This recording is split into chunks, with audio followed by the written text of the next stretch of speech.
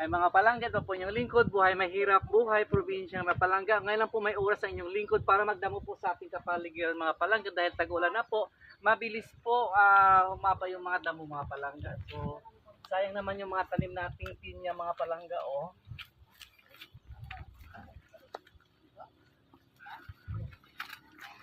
Kaya mga palangga.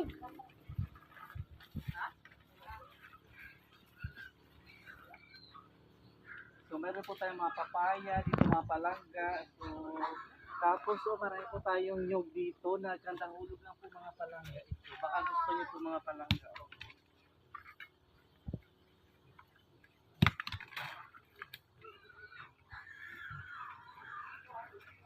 So pagkatapos po itong mga palangga inyong lingkod po, magpapakain na po tayo ng ating mga alagang baboy dahil hapon na naman po mga palangga. Yun po yung daily routine po ng inyong lingkod mga palangga dahil mag-isa na po tayo sa buhay. So no choice po ang inyong lingkod mga palangga.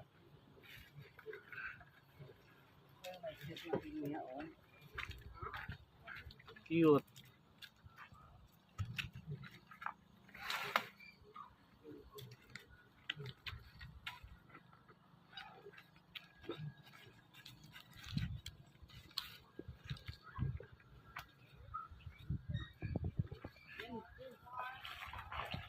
So, yan lang po muna mga palangga. Ingat po palagi and God bless us all.